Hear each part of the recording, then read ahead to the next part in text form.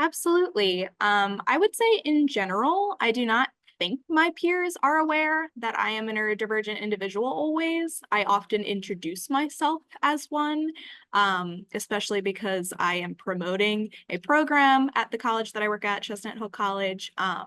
So promoting our neurodiversity program, I also say, I come from lived experience as a neurodivergent individual.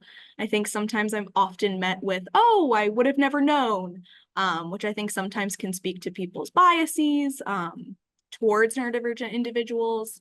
But other than that, I think I generally have a positive experience in the workplace as a neurodivergent person. So I think this kind of jumps off of the first answer I gave you. I'm also a proud queer woman, so I often don't always disclose that immediately to my colleagues until I, get to know them better. And I've oftentimes received a very similar answer of, oh, I would have never known. So I think, going into the workplace, people have these inherent biases of what they think a neurodivergent individual looks like, acts like, talks like, same with a queer person. So I think stereotypes can be harmful, but I think, I am comfortable disclosing my identities to people, and hopefully can shift biases and perceptions about people. Oftentimes I might ask like a supervisor. So sometimes I can be forgetful based on if I'm told things orally, like in a meeting. I try to jot down my own notes. I've worked with supervisors in the past. I work really well off of being given tasks. So I always say that that's helpful in a workplace. For my own personal organization, I just think in general, it can be really helpful to most employees to be given sort of task lists of jobs that need to get done just so things don't sort of fall to the wayside. So oftentimes I find that really helpful from a supervisor. I try to create task lists for myself, but that's kind of how I get my work done best. I think going off of that last answer, I try to always have a little notebook next to me. So when I'm in meetings, I'm always jotting down the information that's discussed. That's just for my own sort of scattered brain tendencies and organization skills. So I always carry around a notebook with me if I can, or my laptop, I'll jot down notes. I also just think to being sometimes open with other staff members or supervisors about things that might be helpful.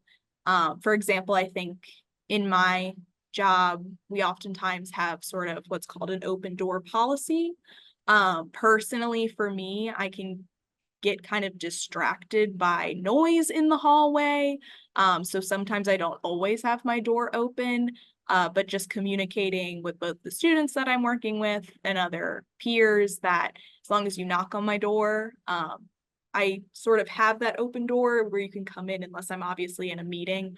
But I think sort of changing the perception that someone that is working with a door closed doesn't mean they're introverted or closed off from people. It's just that I work best without noise distractions. And so hearing other conversations that might happen in the hallway, I sort of close the door so I can be more productive.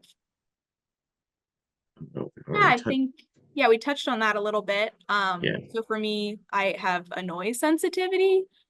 So again, just having that open line of communication, knowing that, a closed door doesn't mean a closed off person.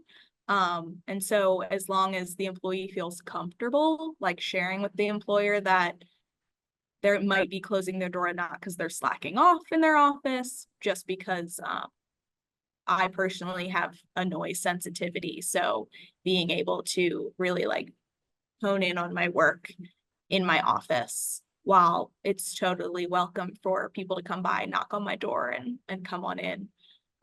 So I think that is sort of something that might not be on the forefront of everybody's mind.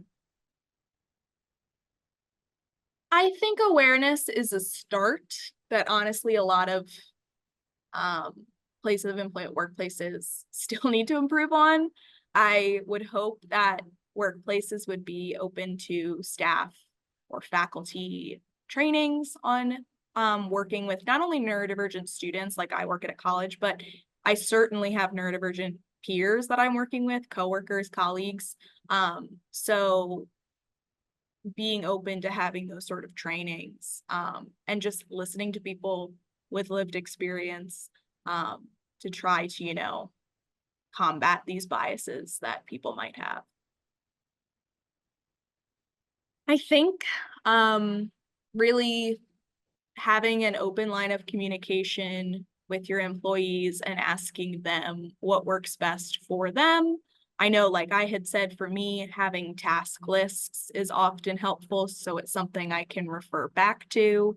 And yeah, I just think having that open line of communication really from when you first start to know, maybe an employee communicates best over email rather than an in-person meeting. Maybe they would prefer to meet and have conversations one-on-one in person. I think that's at least been helpful with my experience, is just figuring out the communication style of the employee, and it changes person to person. I work with neurodivergent students, and I know that based on my own students' preferences, some of them always want to solve problems face to face in person, coming to my office.